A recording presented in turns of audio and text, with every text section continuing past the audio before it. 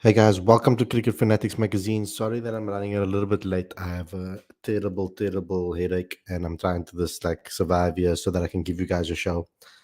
Um, so on today's show, we are going to be going through something that I want to discuss because I thought that it would be a perfect time to actually now talk about this. The question that I'm posing to you guys as fans is: was the 2023 World Cup a success or failure for the Proteas? That is something that I want to go through on today's show. The show is not going to be as long as usual. I'm going to try my best and try and survive here and get through this particular show. It is based off a article that I wrote today and put up on Facebook and shared with our Facebook fans. So I want you guys to also try and I'm going to go through those comments with you guys as well to show you what some of the people have said there from that particular fan base too. So before we get going, before we get started, there's a couple of things I'd like you guys to please do. First and foremost, subscribe to the channel, click that notification bell for all future videos, and download the latest issue of Cricket Fanatics magazine monthly. Every issue is 100% free, straight to your inbox every single month.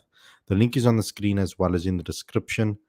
And the latest issue is about BMT, and we are working on the latest issue as soon as I can get it out by the end of this month.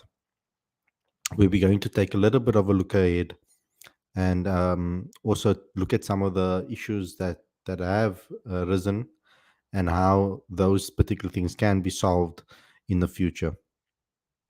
So without further ado, let's get straight into today's video and let's discuss this particular topic and get your views in as well.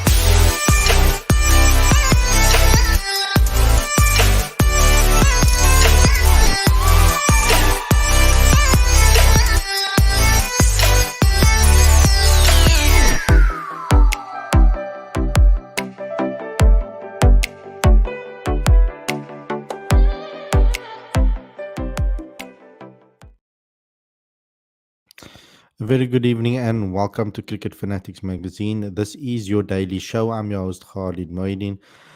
And today we're going to be answering this particular question that is in on the title of this video that was based off basically an article that I wrote earlier on and put out there. It's a question that I wanted to pose to the fans and get your point of view on what you guys think. Was the 2023 World Cup a success or a failure for the Proteas? So I'm going to read out the article for you guys to give you some insight into how I got to this and what my method was when it came to this particular question. And then I'm going to also show you what fans on Facebook said about this, how they answered this question. So there have been mixed feelings about the Proteas' World Cup campaign amongst fans. Some think that the campaign was a disaster, some think it was a success. And then there are those who sit in the middle. So, what was it? The first step when identifying whether this World Cup was a success or not is to remove the emotions from the equation and track the Proteas' journey leading up to the campaign. Let's start with their ODI record in the series from 1st of January 2022 till the completion of the tournament. The Proteas played India at home, Bangladesh at home, England away, India away, England at home, West Indies at home, Netherlands at home, and Australia at home. The results were as follows: India series at home starting 19 Jan, they won. Bangladesh series at home starting 18 March 2022, they lost. England series away starting 19 July 2022, drawn. India series away starting 6 October 2022, lost. England series at home starting 27 Jan 2023, won. West Indies series at home starting 18 March 2023 was drawn. Netherlands series at home starting 31st March 2023, won. Australia series at home starting 7 September 2023, won. Something to be aware of is that these results marked the end of Mark Boucher's era and into Rob Walter era. Walter was appointed before England's tour to South Africa in January 2023, but Shukri Conrad was in charge as interim coach of the side while Walter completed his stint in New Zealand. Notably, A notable issue during this period was the Proteas' ability to score totals of above 300. In 12 matches played, they only managed one 300 plus score, 335, 333 for 5 against England away on 19 July 2022. The year prior to that India series at home, which was on 1st Jan 2021 till 18 Jan 2022, this is the year prior, the Proteas only managed one score above 300, 346 for 4 against Ireland away on 16 July 2021. During that period, they lost to Pakistan at home, drew to Ireland away, lost to Sri Lanka away, and beat the Netherlands in one game in South Africa, which was part of the Super League qualification series that was completed in March 2023. There was a significant turnaround since Boucher left the position and the new guard take over. Firstly, they managed to dig themselves out of a hole where playing World Cup qualifiers was looking inevitable. They managed to qualify for the World Cup. Secondly, they managed to score above 300 four times in a short period, which included 416 against Australia in a comeback charge to win the series leading up to the ICC World Cup 2023. They also went unbeaten during this period, drawing to the West Indies, being the only frownable result. And this is just unbeaten by series, not obviously games, because we know we lost two games to Australia um, when before winning that series. This has to be looked at as a major improvement from the 2 year prior, when many fans lost belief in the ability of the Proteas in ODI format. There were quite a few players out of form, and their ability to impress with the bat was a major concern in a world where the other teams were setting the standard of scoring above 300 in innings consistently. Before the World Cup, there was still a lot of murmurs around Proteas' chances, remembering that they only managed to qualify to participate in a showpiece by the skins of the teeth. The major concern was the batting, and that's why it was highlighted in this piece. The bowling was fine, guys. For a long time, we had a very good bowling attack, and we didn't really have major issues with the bowling. I think the biggest issue with the bowling for us this time around was obviously inexperience, maybe, but um, without and losing out on Andrik Nokia was a big one. As the tournament began, the precedent was set with a record breaking batting performances. They scored above 305 times in conditions that were problematic for the Proteas unit in the past. The narrative quickly changed from the Proteas not being mentioned as a team likely to make the semi-finals to a team that was one of the favorites to make the final. South Africa also managed to beat some teams in the campaign that they were never able to beat in previous World Cup attempts. Unfortunately, they crashed out to the eventual champions, Australia, who played amazing knockout cricket to win their sixth trophy, beating host and favourites India with ease. As a fan who has kept close eye on the Proteas over the period mentioned in this article, for Rob Bolter to turn around the mentality and ability of these players from a struggling unit into one of the favorites to win the tournament is an undeniable positive. We can now only hope that he can continue to mold this unit into a championship winning side. So that's the article that I wrote just to give some clarity on what happened leading up to the tournament and obviously during the tournament, and how Coach Rob, particularly, and his coaching staff managed to turn things around when the Proteas were in the dumps. So I'm going to now show you guys what the comment section on Facebook said, what some of the people's answers were to this particular article, because I think it's good to see also what other fans' perspectives are that maybe aren't on these shows, that don't come on these shows, for example. So I'm going to share the screen with you and read out some of the comments just to give you guys an indication of what was said regarding this.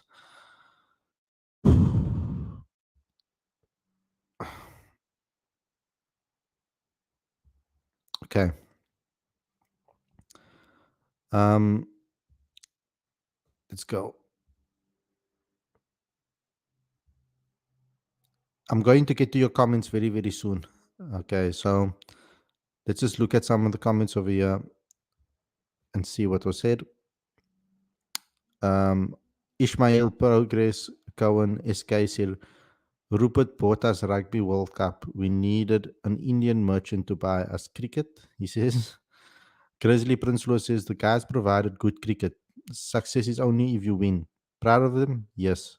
Many a teams made wrong choices and paid the penalty of losing. Congratulations to them. I see no potential replacements on the horizon. The team is getting old. Um, Falani says team selection messed us up big time. Brian Canamay says my opinion was deliberate failure by reasons of insanity, that the squad did not deserve the end result and was put in the back foot before the game even started. Mazet said, all I have to say, Proteas needs to get rid of sleeping players, removed players with big egos, bring in hungry players who want to win. Shailen says, play well in any tournament only to be disposed in the knockout stages. Uh, Mapatu says, uh, your lineup was not up to standard. Jacco Oosthuizen says, campaign was good, looked good, all the players except Pavuma. The one issue was that the semi-finals where we batted first, think that was the difference between the winning and losing. Overall, all players played well, but again, not Pavuma. They should have seen his form on overseas pitches and in the World Cup. The World Cup only the best should play, no time for backside followers or a fifth wheel. The first game against India in the World Cup, they really underperformed badly. And yes, chokers. Looking overall, I just would drop Pavuma, would have batted second in the semi final.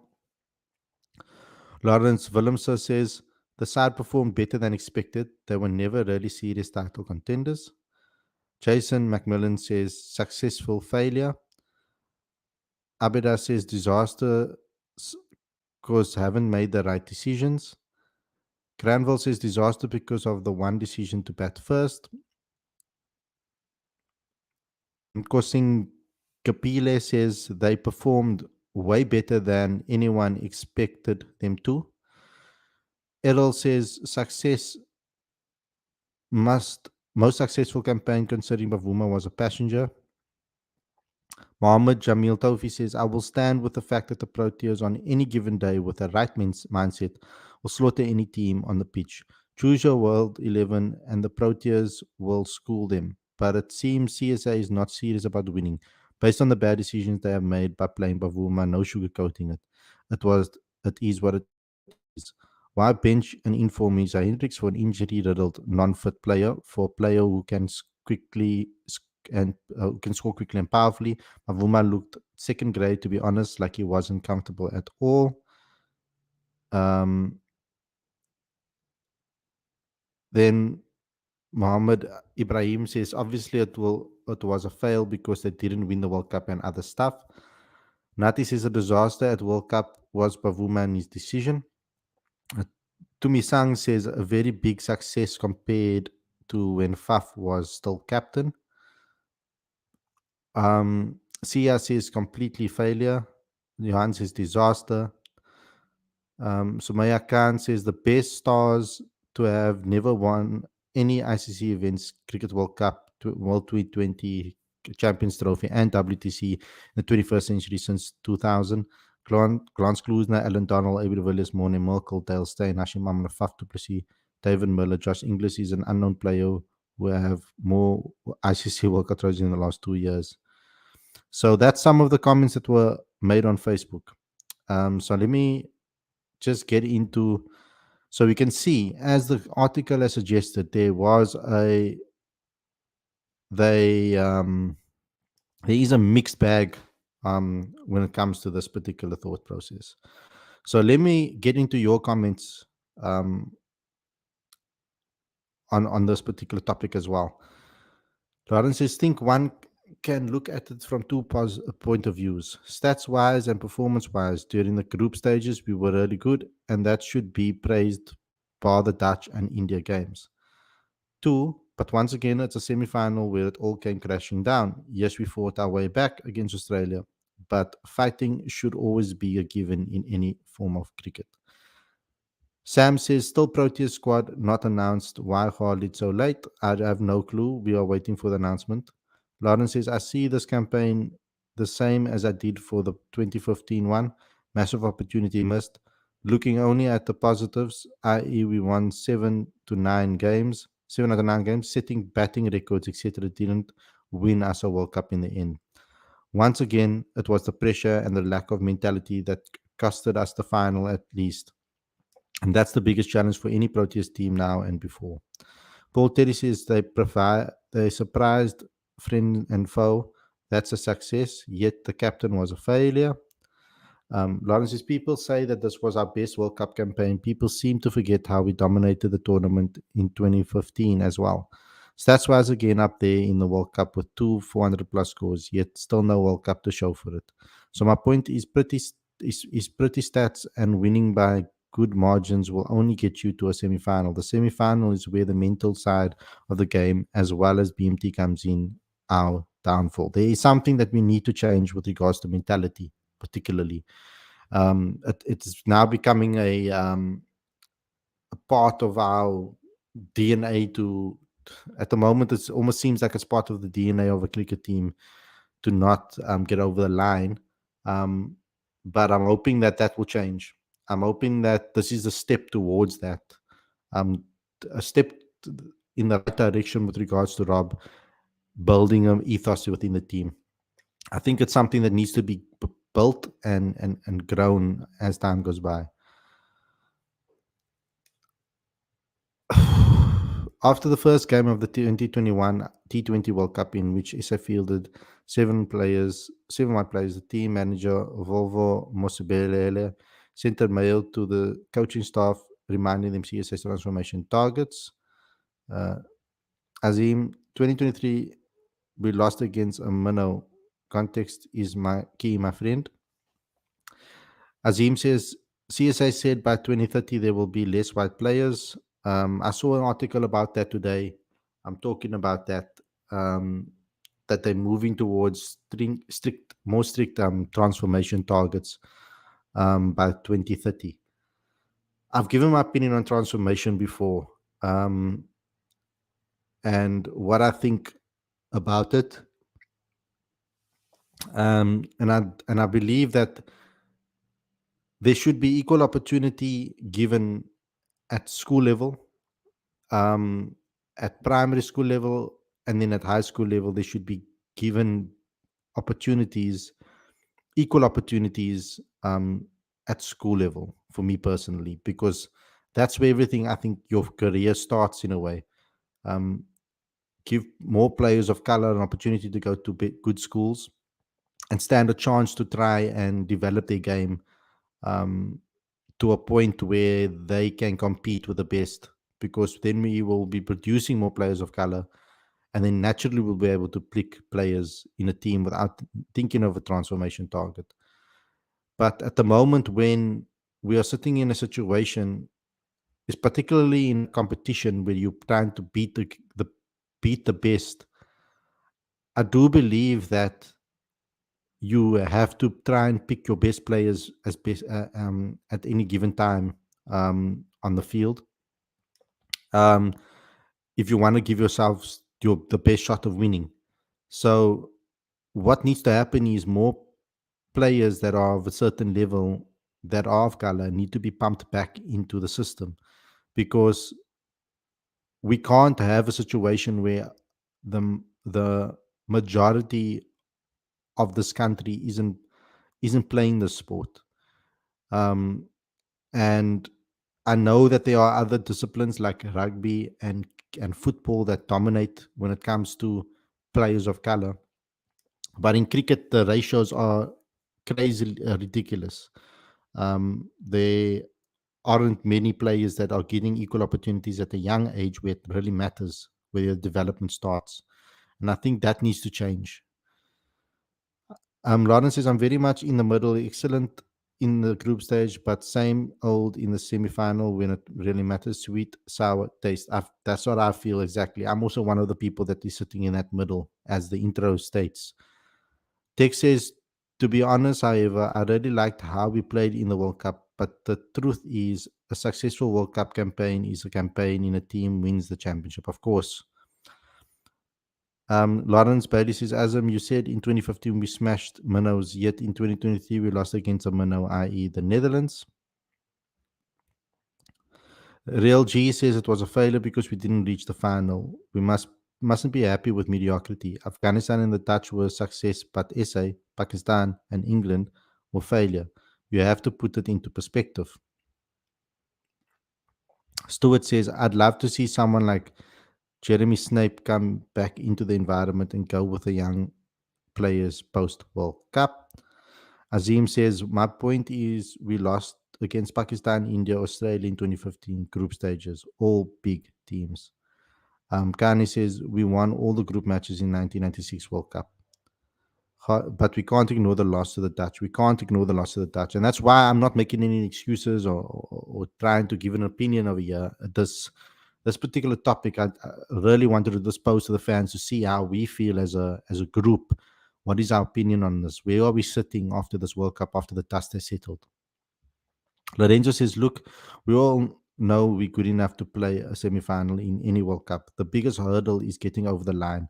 That should be our focus. Getting to the KOs is mostly never an issue for South Africa. It's been an issue for a while, though. Other than 2015, it's been quite an issue for a while for South Africa in tournaments. T20s, we haven't been getting to the knockout stages in recent times. 2019 was one of our worst campaigns that we've ever had. So I think there's a massive improvement from then till now, especially when 2019 on paper had a much better team with regards to leading up to a tournament. This team started building momentum. Like I gave you guys the stats. We started building momentum maybe a year out from the tournament. Before that, we were really struggling.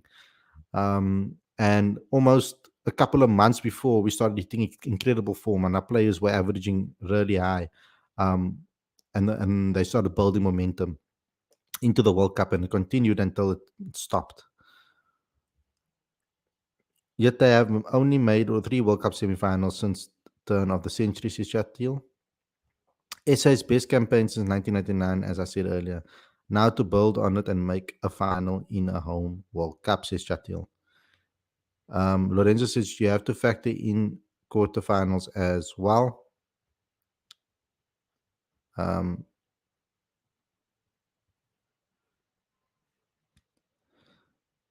Chatil says Lorenzo quarterfinals was basically who was less bad in the group stages. Never liked quarterfinals in 14 team World Cups. Akani says we pick players on merit in World Cup. On merit is a lie. I don't think it was a lie.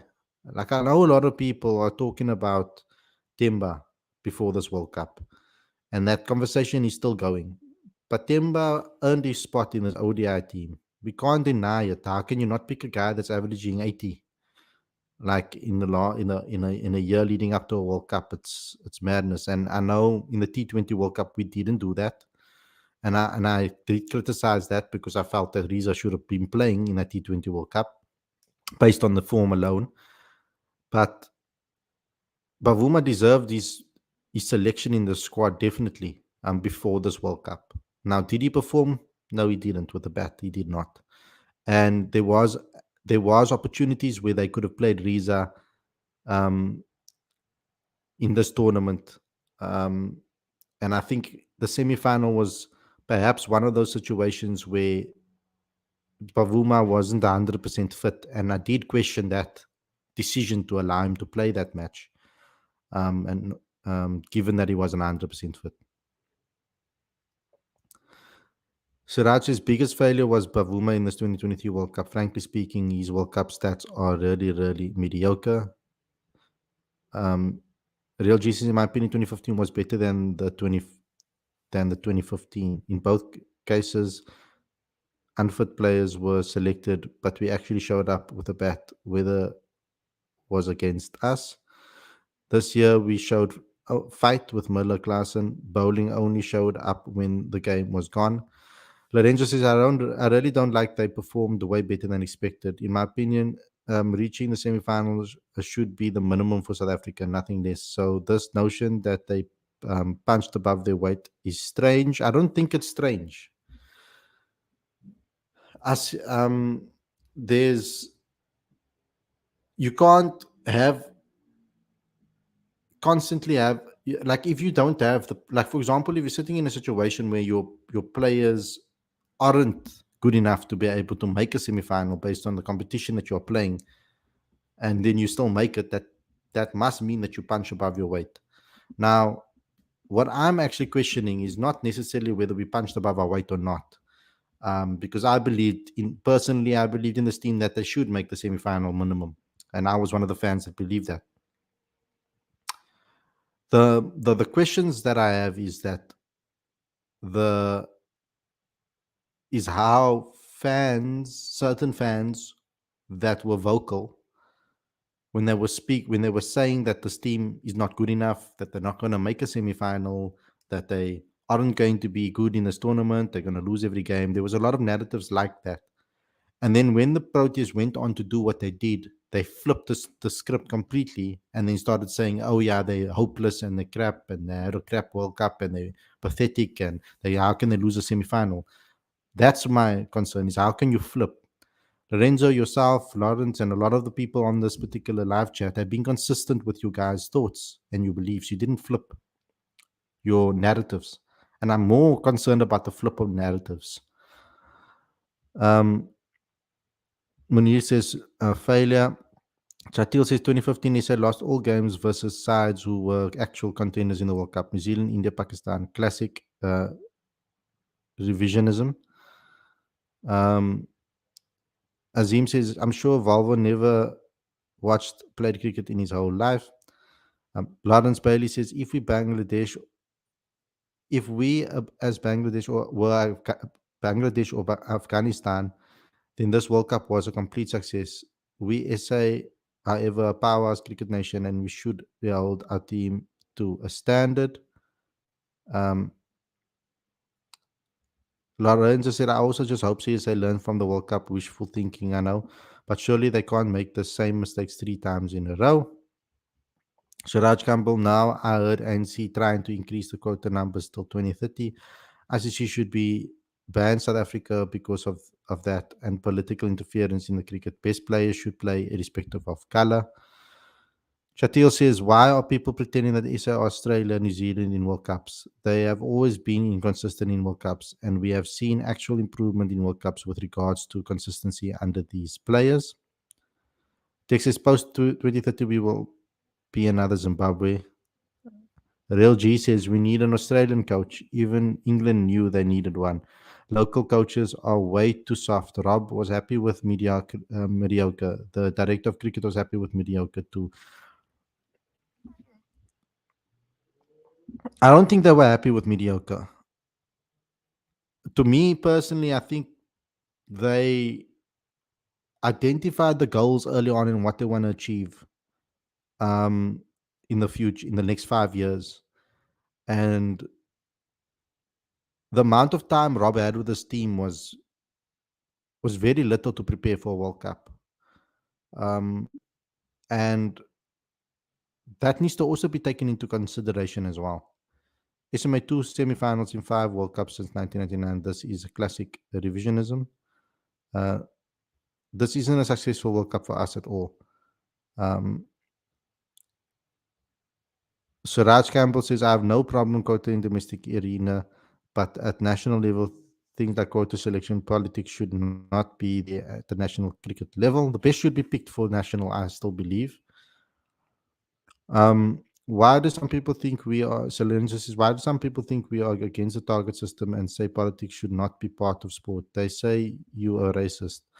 Well, say it again. Politics should not be a part of sport.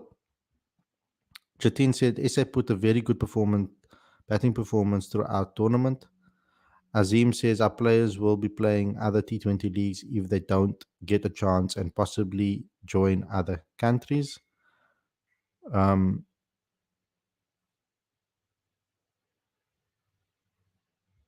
Jatin says, but they slipped in tactics and bravery part. They are a fantastic team, but they don't play or think outside the box and do good field setting when pressure situation comes. Guys, my head is throbbing at the moment. I'm trying to get through this, so just bear with me. With the increasing transformation talk, South Africa is going towards becoming a Zimbabwe, says Siraj. Chatil says, personally, I'd like transformation to happen in grassroots only and then slowly come into domestic cricket. Texas Khalid, I'm not talking about Temba before 2021 T20 World Cup in Sri Lanka series. Beyond Fortain replaced line in the squad, Linda in the squad before because of the transformation targets. Now, I don't believe that selection was based on transformation targets because in T20s, I think Bjorn Fortuin was really excellent in the Mzansi Super Leagues and for the Lions. And I do think he deserved the opportunity in that side. Now, when you talk about the balance of the team and where Linda would have played, I think Linda's selection comes into the equation because obviously he's considered the better batter of the two. Um, but I do believe that Bjorn Fortuin as a spinner deserved his opportunity in that side based on his performances in T20 cricket. Lawrence says Timber 100% earned his spot in that lineup. Let's not kid ourselves. Why Rob never changed that year in the World Cup is ultimately on him. But Timber was definitely there on merit. Pretty simple. And I agree with that statement. Now, was his performance as good in the World Cup? No. And that's what we can criticize. Chatil, India have made 5 semi-finals since 1999. Australia 5 as well. New Zealand 5 as well. SA have only made 3 semi-finals. Wesley Maestri says, exceeded my expectations, but the quick fix transformation targets could lead to a demise in future. I fear we could go down the path of West Indies. Best talent will be poached for T20 comps. Lorenzo, before the tournament, I said we should make the semis. That was never ever in doubt for me. Yeah, that's why I singled you out earlier on. I said a lot of you guys on here wanted to believe that South Africa should make the semis. The many diehard cricket fans also knew making the semis is a minimum. Only the non-cricket fans didn't back us. Um, I wouldn't call them non-cricket fans just because they don't have because they have a different opinion. Um, Chatil says thoughts on Uganda's rise. Hardy, they beat Zimbabwe yesterday. Namibia are on the rise for a while now. African cricket is definitely in its boom period. I feel they've got a lot of good coaches into the mix. If I'm not mistaken, um,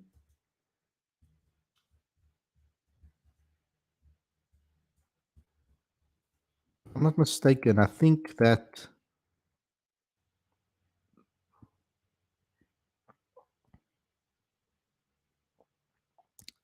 Coach Lawrence Mahatlani is the coach of Uganda, if I'm not mistaken.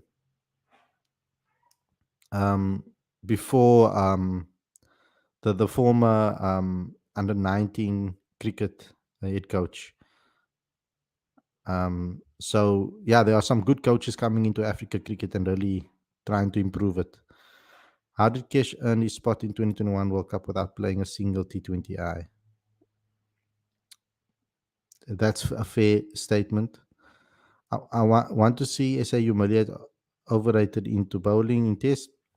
Lorenzo says, Holly, I disagree with you. Linda played all the T20I matches leading up to the 2021 T20 World Cup. How Bjorn was selected above him was definitely surprising and very weird.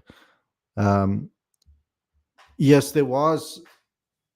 I don't think it was though necessarily a Bjorn versus Linda um, thing specifically. Because of the role George Linda played in the side, the position that he should play in the side. George Linda for me is a 5-6 batter. Um, and that is something that I think that is something that he was competing with for that position, where Bjorn is an 8, 9, 8. Maybe 8, 9. probably in a Proteas setup. And I don't think they were rivaling each other for the same position, even though they do the same, have the same, do the same thing. Um, so that's my opinion on it, but it does. That's the way it looks. And there was issues with George Linder and the Proteas, and I don't know exactly what it is and why there are problems behind the scenes that we don't know of. Kutsia was the best young player of the tournament for me, says Wesley. Khalid, have you seen the Lions coaching staff? Domingo, Amla, and Donald, that could rival our national setup. Blah, blah, blah. Yeah, it's a crazy, crazy coaching staff. Tex says they should be winning everything. We are the Proteas, and making only semis should not be celebrated. India SAA games are happening Khalid this year in line with the test series. Saw some Indian media carrying the news. I know there's some SAA games happening, and that's a good thing for South Africa. Azim says if those minnows want to become big, they need to play Test cricket. Um, Dex says Bjorn is not even an 8. Look at our Australia size. Yeah, that's why I said in international level, he's a 9, another 8. Bjorn, but Linda coming in at 8 for SA definitely a benefit. So I definitely don't think they can use that as an excuse. Yeah, I don't think it's an excuse. I'm not using it as an excuse. I'm just thinking about because I don't believe that they would put the team in jeopardy with selections. I'm like, I don't understand that narrative. Like, why would they want to put the team in jeopardy and put winning in jeopardy and put their jobs in jeopardy? That's what I don't understand. And that was a concern. That is the concern for me because I believe that they pick certain players because they honestly believe that they're good enough to be able to do the role. But maybe that's me being a little bit naive to an extent. But I know that for World Cups there hasn't necessarily been pressure when it comes to transformation targets. They specifically said that that's not about transfer. They're not going to have transformation target for the World Cups. So yeah, that was the message that was relayed to us by Cricket South Africa. So I don't know. That's why people are putting pressure on CSA to from a government perspective, which don't think politics should be mixing with sport. They should do what's best for the Proteas and the country, and they should rather spend their efforts on helping the domestic setup, the school setup, and the club setup produce more players of color and giving them opportunities, equal opportunities to develop themselves. In the future World Cup, I think we need to be taken leaf out of Travis Head's book. Play your way, regardless of the event. We play different for some reason when knockout cricket happens 100%. So, guys, I did tell you at the start that my head is throbbing and I've got a massive headache. I'm going to cut this video short. I hope you guys enjoyed the episode, though, and I really enjoyed your comments and your thought processes in the live chat. Thank you for joining me. Thank you for sticking with me and understanding. I will see you guys again tomorrow with another show. The SAA game against the West Indies, the second game, will start. So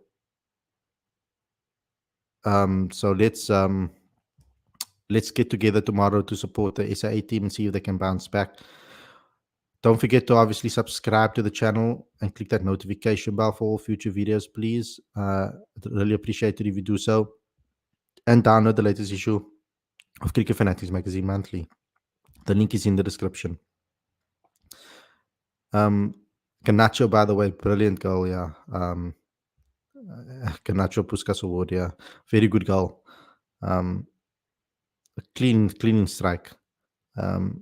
Anyway, thanks a lot for watching, everyone, and I'll see you guys again tomorrow. Again, apologies for a shorter show, but I need to just take a chill pill and get my head straight again. Thanks all. Peace out.